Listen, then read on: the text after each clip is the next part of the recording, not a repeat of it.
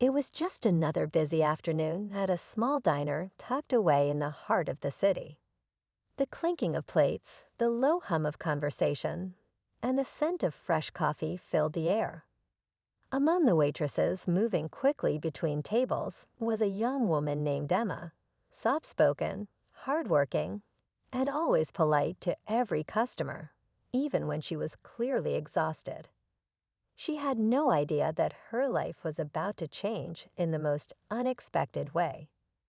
Across town, in a sleek high-rise office, billionaire tech entrepreneur Daniel Lawson was juggling business calls and back-to-back meetings. He was one of the youngest self-made billionaires in the country, known for his sharp instincts and calm under pressure. But something had always been missing. Years ago, a family tragedy tore his world apart. His little sister had gone missing when they were just children. Despite years of searching, all trails had gone cold. Eventually, everyone told him to move on, but he never could. Then one ordinary day, everything changed. Daniel stopped by the diner, not for any special reason, just a quick stop during a hectic day. He wasn't expecting much, certainly not to see a face he hadn't seen in over 20 years. But as he glanced up from his coffee, his eyes locked onto the waitress serving the table next to his. There was something familiar about her smile, her eyes, something that tugged deep at his memory. He couldn't believe it. Could it really be Emma? The little sister he'd lost so long ago. His heart raced as he watched her from afar, unsure of what to say or how to even begin. She didn't recognize him. How could she? They'd been so young. And her life, whatever it had become, looked worlds apart from his own. Daniel knew he couldn't just walk away, but he also knew this moment had to be handled with care. What if he was wrong? What if it wasn't her? And if it asterisk was asterisk? How had she ended up here, waiting tables under a different name, completely unaware that her brother had never stopped searching? The questions swirled in his mind, and yet one thing was clear. He had to find out the truth. And when he did, what he did next didn't just shock Emma. It shook everything around them. But before we get to that moment, let's rewind and find out what led them to this incredible, life-changing reunion. Years before that moment in the diner, Daniel and Emma had lived a completely different life. Back then, they were just two kids growing up in a small town, holding on to each other through everything. Their parents worked long hours, and while things weren't perfect, they had each other. Daniel, being the older brother, always promised he'd protect Emma no matter what. She was only 6 when the unthinkable happened. One rainy evening, while the family was out running errands, a brief moment of distraction changed everything. Emma vanished. One second she was holding Daniel's hand, the next, gone. Police were called, search teams sent out, faces printed on posters, news stories aired. But days turned into weeks, and weeks into months. With no solid leads, the case went cold. Their parents never recovered from the heartbreak. The family, once so close, slowly fell apart. Daniel carried the weight of guilt, blaming himself for not holding on tighter that day. As the years passed, Daniel threw himself into his studies and eventually into building his tech empire. He poured all his energy into success, but inside there was always an emptiness. He never stopped wondering, what happened to her? Was she safe? Alive? Did she even remember him? Meanwhile, Emma's life took a very different path.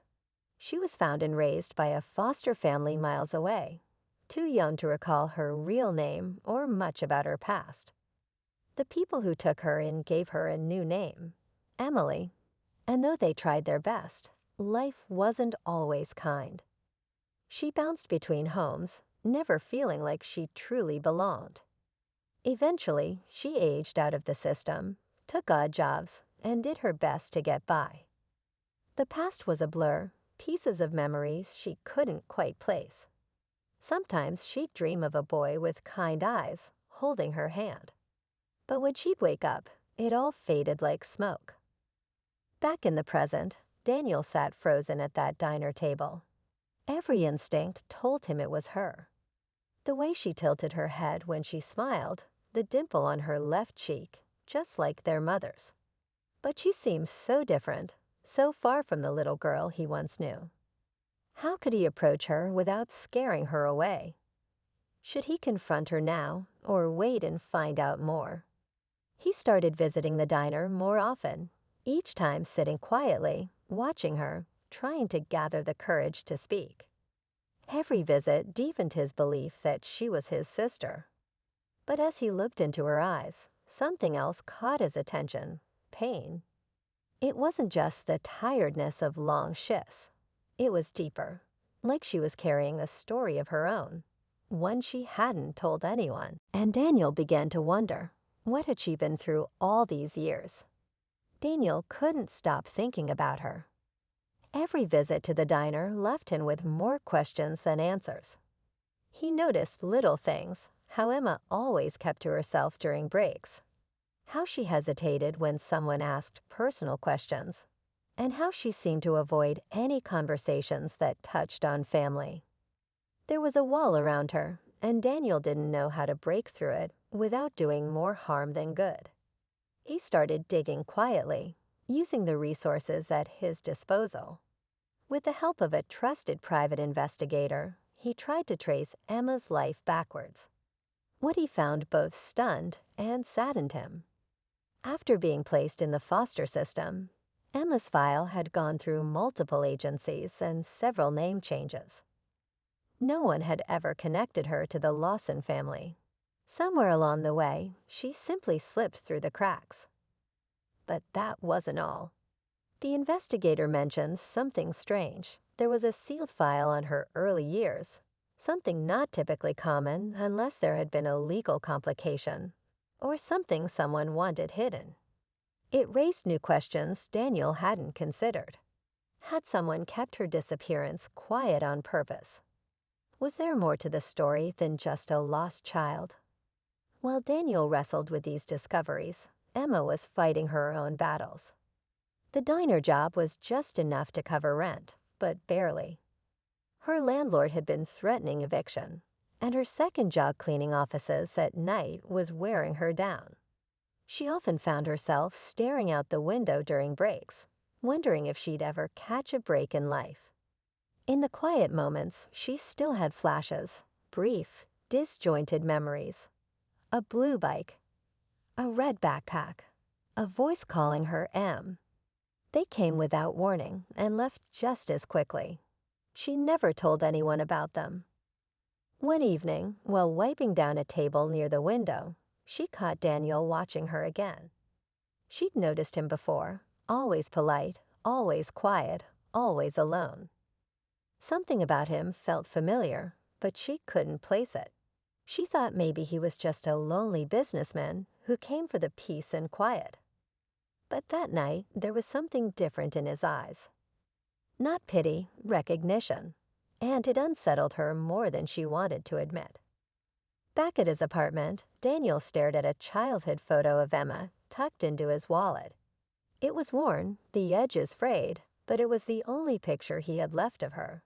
His heart told him the truth, but he knew he needed proof before saying anything. He couldn't risk opening old wounds, hers or his. He didn't know yet that someone else had been watching too, someone who remembered the past. And that person would do anything to keep certain secrets buried. Daniel knew time was running out.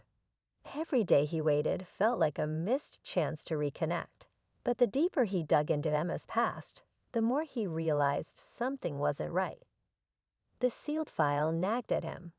Why would her records be hidden unless someone had something to cover up? And who would have had the power to do that? He asked the investigator to go back to the day she disappeared. A few days later, a report came in. There had been a man near the store that evening, someone who had been questioned but never arrested. His name was Warren Marks, a neighbor who had since moved out of town. Daniel hadn't thought about him in years, but now the pieces started falling into place. Marks had briefly fostered a child the same year Emma went missing. The records didn't say much, only that the placement ended suddenly. The details were vague, but Daniel's gut told him it wasn't a coincidence.